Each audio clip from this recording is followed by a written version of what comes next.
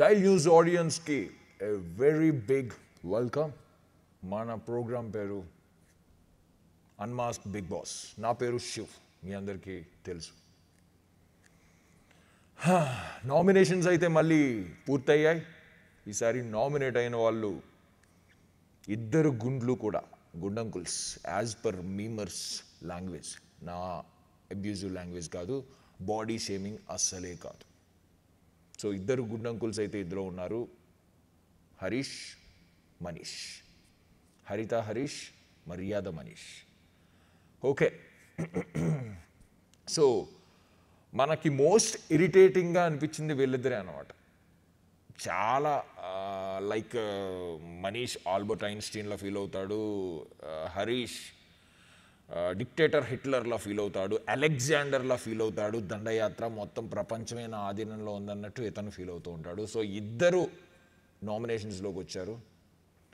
And ఈసారి 7 నామినేషన్స్లో ఉంటే 4 commoners, 3 celebrities ఉన్నారు. సో లాస్ట్ వీక్ ఫ్లోరా ఆమె కొంచెం డేంజర్ జోన్లో ఉందని నా బ్రదర్ రామ్ చెప్పాడు. బట్ నేను ముందు మాట్లాడాల్సింది ఏంటంటే, నీ పాపం పండెను నేడు, నీ భరతం పడతారు చూడు. ఆల్రెడీ భరతం పట్టేస్తున్నారు. మన గుండు అంకుల్, సారీ అలియాస్ మన హరీష్, హృదయ మానవ్. తన హృదయాన్ని, అంత అద్భుతమైన హృదయాన్ని అందరూ టార్గెట్ చేశారు. హౌస్లోంచి వెళ్ళిపో, హౌస్లోంచి వెళ్ళిపో అంటూ ఉన్నారు. అందుకే ఒకటి అంటూ ఉంటారు, ఏమీ లేని ఆకు ఎగిరెగిరి పడుతూ ఉంటుంది, అన్నీ ఉన్న ఆకు అణిగి మణిగి ఉంటుంది అని. వచ్చిన డే నుంచి హడావిడి చేస్తూనే ఉన్నాడు.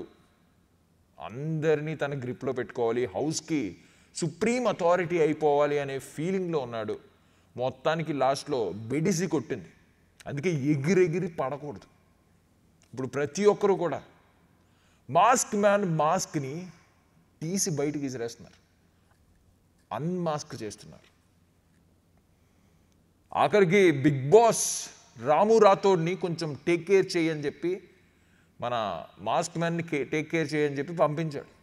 ఆఖరికి రాము రాథోడ్ కూడా నామినేషన్స్లోకి వచ్చి మీద పడ్డాడు. సో ప్రతి ఒక్కరూ వెళ్ళిపోండి. ఈవెన్ శ్రీజ అయితే దారుణంగా, నీలాంటి వాళ్ళు మాకు అవసరం లేదు హౌస్లో, వెళ్ళిపో. బికాస్ శ్రీజన్ కూడా అలాగే అన్నాడు మనోడు. ఎవడి నోటి దురద వాడికే మళ్ళీ ఇచ్చింగ్ వస్తుంది అన్నమాట. సో ఇప్పుడు ప్రూవ్ అయింది. ప్రతి ఒక్కరితో ఇష్టం వచ్చినట్టు మాట్లాడి రెడ్ ఫ్లవర్ అన్నాడు, గుండంగులు అంటే తీసుకోలేకపోయాడు. ఇప్పుడు రెడ్ ఫ్లవర్ అవుతున్నాడు. ఇంకా శ్రీజాన్ అన్నాడు, నీలాంటి వాళ్ళతో నేను ఉండలేనమ్మా, మీలాంటి వాళ్ళతో నేను ఉండలేను అన్నాడు. ఈమె స్ట్రైట్గా చెప్పింది, నీలాంటి వాళ్ళు ఇక్కడ వద్దు అని చెప్పి. కర్మ ఈజ్ ఏ బూమరాంగ్. అంటే ఇప్పుడు యాక్చువల్లీ కర్మఫలం భూమి మీదే అనుభవించాలని కొంతమంది చెప్తూ ఉంటారు. అలాగే బిగ్ బాస్లో చేసిన కర్మ ఫలితం బిగ్ బాస్లోనే అనుభవించాలి. పాపం ఒకవేళ ఈ వీక్ సర్వైవ్ అయినా కూడా, సేవ్ అయినా కూడా, నెక్స్ట్ వీక్ నుంచి అతను ఎలా ఉండగలడు అనే థాటే నాకు భయపెడుతుంది. ఎందుకంటే ఆల్మోస్ట్ ప్రతి ఒక్కరూ కూడా అతనికి యాంటీగానే ఉన్నారు. 14 మందిని కమాండ్ చేయాలి, 14 మందిని గుప్పెట్లో పెట్టుకోవాలనుకుంటే ఇప్పుడు 14 మంది శత్రువులు అయిపోయారు. Not even a single person, ఒక్క పర్సన్ కూడా హృదయ Manav correct, mask man correct, హరిత హరీష్ కరెక్ట్ అని ఎవ్వరూ పిలవట్లే. బికాస్ చేసిన తప్పు ఒప్పుకోవడం మనిషి యొక్క గొప్ప లక్షణం. తప్పులు ఎవడైనా చేస్తాడు. చేసిన తప్పుని ఒప్పుకున్న నాడు వాడు గొప్పోడని పిలువబడతాడు. అది మన హృదయ మానవ విషయంలో, తన కేసులో లేదు. అవతల వాళ్ళని పాయింట్అవుట్ చేయడం మన వాడికి చాలా ఈజీ. బట్ నేనే తోపిని అనుకుంటే కంగారు పడద్దు. అందరికీ నోర్లు ఉన్నాయి, అందరికీ తెలివితేటలు ఉన్నాయి, ప్రతి ఒక్కడు పాయింట్ రైజ్ చేయగలడు. డిడ్ నాట్ డూమ్ డమాష్ ఝా అని చెప్పి మన ఇమ్మాన్యుయల్ ఒక రేంజ్లో ఫన్ చేశాడు, చులక్కన అయిపోయాడు మాస్క్ మ్యాన్ ఈరోజు. ప్రతి ఒక్కరూ ఓకే, తన కర్మ ఫలితం అయితే ఆల్రెడీ కనిపిస్తూ ఉంది, తన కర్మని తను అనుభవిస్తూ ఉన్నాడు. మరొక వైపు కళ్యాణ్ యాక్చువల్లీ మన రాము రాథోడ్ కళ్యాణ్ని నామినేట్ చేశాడు, ఫస్ట్ నామినేషన్. కళ్యాణ్ అయితే నామినేషన్స్లోకి రాలేదు. బట్ నాకు కళ్యాణ్ యాటిట్యూడ్ నిజంగా నచ్చలేదు. రాము రాథోడ్ చెప్పినప్పుడు నేను తన పాయింట్ రైజ్ చేసినప్పుడు విన్నాను. కళ్యాణ్ రియాక్షన్ ఇచ్చిన తర్వాత కళ్యాణ్ మీద ఒక ఒపీనియన్ వచ్చింది. ట్రోల్ అయిపోతావు ఇలా చేస్తే అంట. అరే బాబు, ట్రోల్ అయ్యేలా ఉంటే నువ్వెప్పుడో ట్రోల్ అయ్యేవాడు కదా. దేశ సేవ, ఆర్మీ జాబ్ వదిలేసుకుని నువ్వు బిగ్ బాస్ లాంటి షోకి వచ్చావంటేనే నిన్ను ట్రోల్ చేయొచ్చు ఈజీగా. ఆర్మీడ్ ఫోర్సెస్లోకి వెళ్ళే ప్రతి ఒక్కరు కూడా ఎలా ఉంటారంటే కంట్రీ ఫస్ట్, మిగిలిన వాళ్ళందరూ నెక్స్ట్ అనే యాటిట్యూడ్తో ఉంటారు. బట్ నువ్వు బిగ్ బాస్ అనే ఒక షో కోసం, తెలుగు రియాలిటీ షో కోసం, నీకు పేరు వస్తుందని చెప్పి ఆర్మీలో నాకు కాలు నొప్పి, కడుపు నొప్పి, మా తాత చచ్చిపోయాడు, మా అమ్మమ్మ చచ్చిపోయిందని రకరకాల రీజన్స్ ఏం పెట్టుకుంటున్నావు. ఎందుకంటే నువ్వే చాలా ఫన్నీగా చెప్పావు, ఏదో ఒక రీజన్ చెప్పుకుని వస్తా అని చెప్పుకొని వస్తున్నావు, ఇక్కడ ఉన్నావు. రేపు పొద్దున్న ఒకవేళ దీనిలో ఫెమిలియారిటీ వస్తే నువ్వు ఆర్మీని వదిలేయడానికి కూడా సిద్ధపడిపోతున్నావు. దీన్ని బట్టి అర్థమవుతుంది నీ యాటిట్యూడ్ ఏంటి, నీ క్యారెక్టర్ ఏంటి, నీ బిహేవియర్ ఏంటని. ఈజీగా ట్రోల్ చేయొచ్చు నేను. నువ్వు ట్రోలింగ్స్ గురించి మాట్లాడితే నాకు నవ్వు వచ్చింది. ట్రోల్ అయిపోతావు, అయ్యో బాయ్. మీమర్స్ని పెంచి పోషించింది నువ్వే, మీమర్స్ యొక్క సృష్టికర్త నువ్వే. ఎప్పుడు ఎవరు ఎలా ట్రోల్ అవుతారో నీకు తెలుసా? వా కళ్యాణ్ బాబాయ్, గుర్తుపెట్టుకో.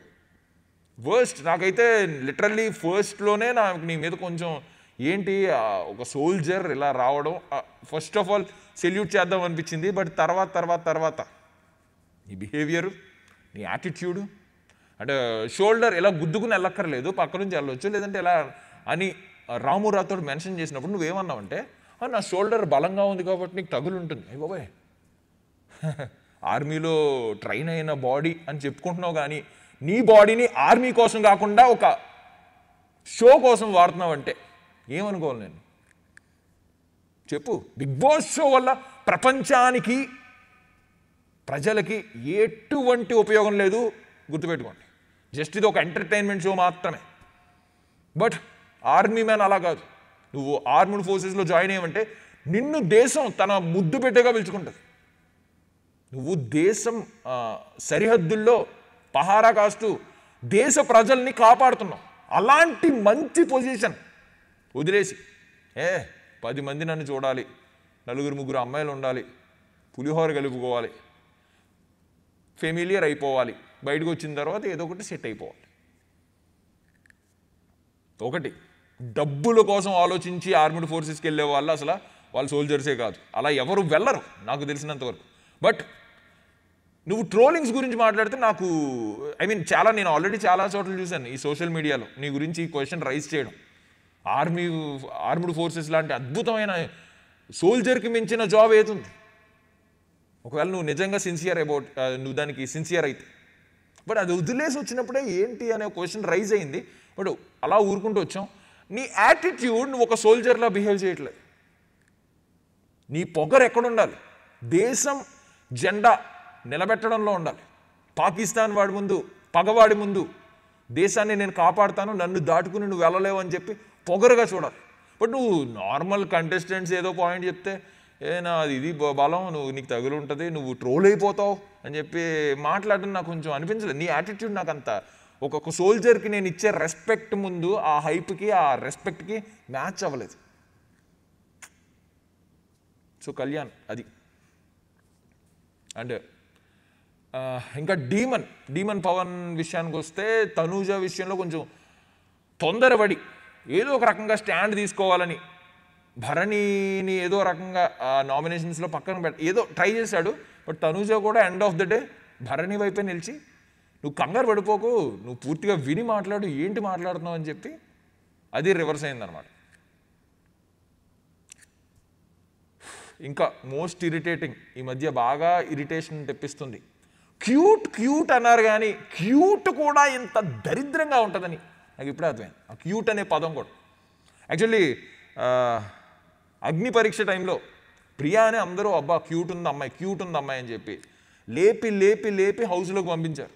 ఇప్పుడు ఆమె తెచ్చే ఇరిటేషన్ అంతా ఇంతగా, చాలా ఇరిటేటింగ్ పర్సన్. ఆమెకున్నంత యాటిట్యూడ్, ఒక మేముంటుంది కదా, నీకున్నంత బలుపు ఎవ్వరికీ లేదు మావా అని. పర్ఫెక్ట్ ప్రొఫైల్ తెలిస్తే రీల్ పంపించు, చాలా ఉంది ఆమె యాటిట్యూడ్. ఆమెకున్నంత బలుపు, ఆమె మాట్లాడే విధానం ఎక్కడా క్యూట్గా మాట్లాడినట్టు నాకు ఎక్కడ కనిపించట్లేదు. క్యూట్ అని కొంతమంది అప్పట్లో అన్నారు సోషల్ మీడియాలో అక్కడ ఇక్కడ, బట్ అస్సలు క్యూట్ కాదు కదా అమ్మా, హాట్ అసలు కాదు, రాడ్. ఆ వాయిస్ వింటేనే ఒక తెలియని కోపం వచ్చేస్తుంది, అలా మాట్లాడుతుంది ఆమె టోనే కొంచెం ఎక్కడా కూడా సాఫ్ట్గా మాట్లాడినట్లేదు. కళ్ళు ఒక్కరికి కనిపించలేదు, నీకెందుకు కనిపించలేదు? నువ్వు వచ్చి చూడొచ్చు కదా మరి. ఆరెంజెస్ తీస్తే ఒక్కరికి కళ్ళు కనిపించలేదు అని చెప్పి, అసలు మాట్లాడే టోను ఎక్కడికి వెళ్ళినా అలాగే మాట్లాడుతుందేమో, నాకు అర్థం కాలేదు. అసలు అక్కడ సౌమ్యత అనేది ఒకటి లేదు. సౌమ్యం అనేది మనం ఎక్కువగా జెండర్ స్పెసిఫిక్గా కొన్ని టాపిక్స్ వచ్చినాయి. లైక్ ఎక్కువగా హరీష్ని అందరూ అంటున్నారు, అంటే తను మెన్షన్ చేసింది కాబట్టి, ఒకే అమ్మాయి 2 అబ్బాయిలు అనుకున్నాను, 3 అమ్మాయిలు, ఇలా టాపిక్ తెచ్చి మళ్ళీ అమ్మాయిలు అందరూ ఈక్వల్ అని చెప్పి ఇమాన్యుయల్తో స్టార్ట్ చేసి ఇది కాన్వర్జేషన్ నడిచింది. యాక్చువల్లీ హరీష్ క్లియర్లీ తప్పు చేసి హరీష్ మళ్ళీ దాన్ని ఎందుకు అంత పాయింట్ రైజ్ చేస్తున్నారనేది నాకు అర్థం కావట్లేదు. చేసిన తప్పుని, ఇప్పుడు ఒక పుండు వచ్చింది, ఆయింట్మెంట్ రాసుకోవాలి, తెలుసుకోవాలి, ఓకే ఇది ఎలర్జీ, ఇది పుండు అని తెలుసుకుని దాని మీద ఆయింట్మెంట్ రాసుకుంటే తగ్గుద్ది. లేదు దాన్ని ఇంకా గోకుతా, అది పుండు కాదు అని గోక్కుంటే బొక్క పడుద్ది.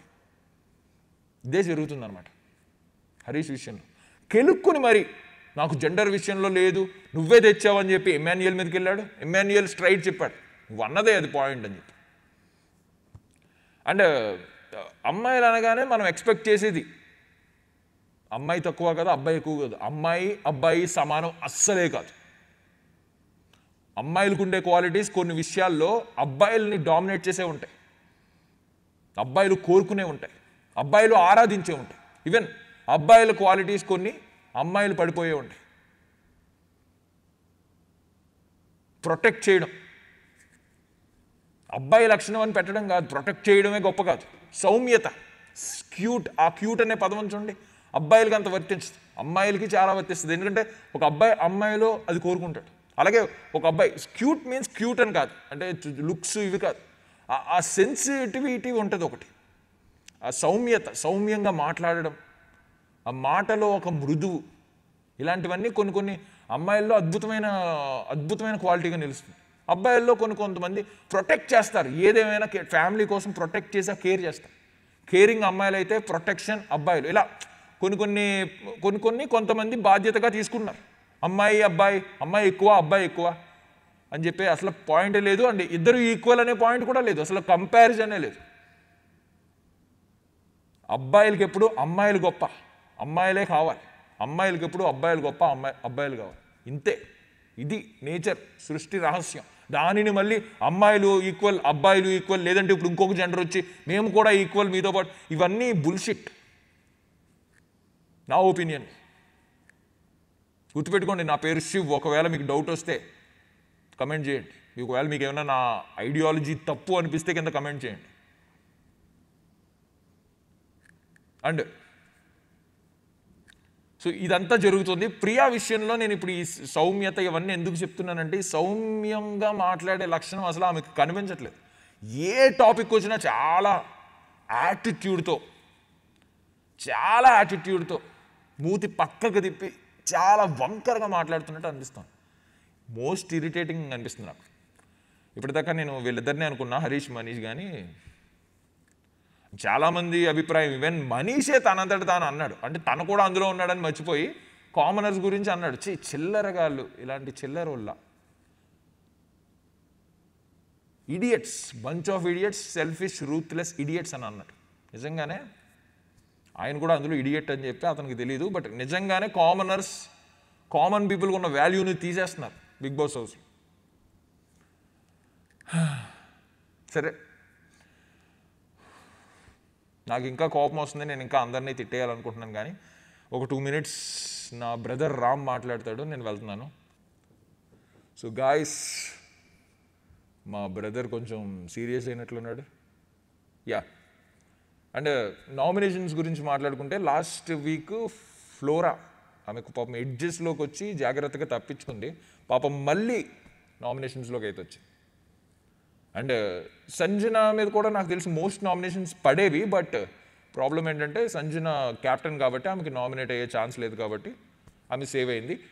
ఈ వీక్ అందరూ టార్గెట్ చేసింది అయితే హరిత హరీష్ మాస్క్ మ్యాన్. మాస్క్ పెట్టుకుని నేను మాస్క్ మ్యాన్ గురించి మాట్లాడడం కరెక్ట్ కాదు. బట్ యాజ్ శివ్ చెప్పినట్లు రామ్గా నేను చెప్పేది ఏంటంటే, నిజంగానే తను అంత కోపం చెప్పడంలో తప్పేం లేదు. ఎందుకంటే నిజంగానే కోపం వస్తుంది కొంతమందిని చూస్తే, especially Harish, Manish, Priya. Yeah, and flora ఈసారి సేవ్ అయితే కనుక ఖచ్చితంగా కామనర్స్లోంచే ఒకరు వెళ్ళిపోయే ఛాన్స్ ఉంది. ఫ్లోరా కనుక ఓట్స్ పడితే ఆ కామనర్స్లో ఎవరు వెళ్తారు అనేది మళ్ళీ వాళ్ళ మధ్య వాళ్ళ కాంపిటీషన్.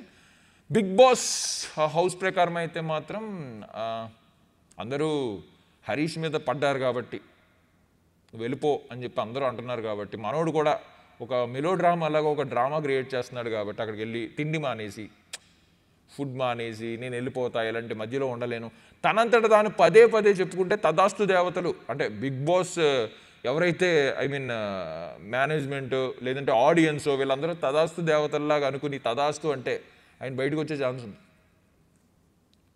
మరి కామనర్స్లో మనం ఎవరి బలాలు ఏంటనేది మన ఓటింగ్స్ ఇంకా తెలియదు. ఎందుకంటే బయట ఓటింగ్స్ ఎవరికి ఎలా ఉన్నాయనేది ఎవరు ప్రెడిక్ట్ చేయలేరు. గేమ్ ప్రకారం ప్రెడిక్ట్ చేయగలం ఎవరు ఎలా ఆడుతున్నారని, అంత గొప్పగా ఆడేవాళ్ళు కూడా లేరు కామనర్స్లో. బట్ నార్మల్గా అయితే చెప్పొచ్చు ఎవరు వర్స్ట్ అనేది చెప్పొచ్చు. బట్ ఓటింగ్స్ పరంగా మనం అయితే చెప్పలేం, ఎందుకంటే ఎవరు ఎంతమందిని ఎలా సపోర్ట్ చేస్తున్నారు అనేది మనకు తెలియదు. సెలబ్రిటీస్ విషయానికి వస్తే ఎవరు తోపు, ఎవరికి తక్కువ ఫాలోయింగ్ ఉంది, ఎవరు పీపుల్కి కనెక్టెడ్గా లేరు, ఎవరు దూరంగా ఉన్నారు, ఇవన్నీ చెప్పగలం. సో ఈ అంచనా అయితే వేయలేం. ముగ్గురు ఉన్నారు సెలబ్రిటీస్లో, సుమన్ శెట్టి, ఫ్లోరా అండ్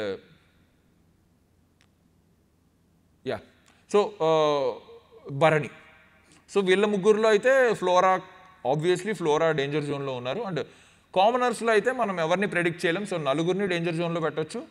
డీమన్ పవన్ ఏమన్నా కొంచెం, ఎందుకంటే డీమన్ పవన్ మీద పెద్ద నెగిటివిటీ లేదు కాబట్టి తను కొంచెం సేవ్ అయ్యే అవకాశాలు ఉన్నాయి.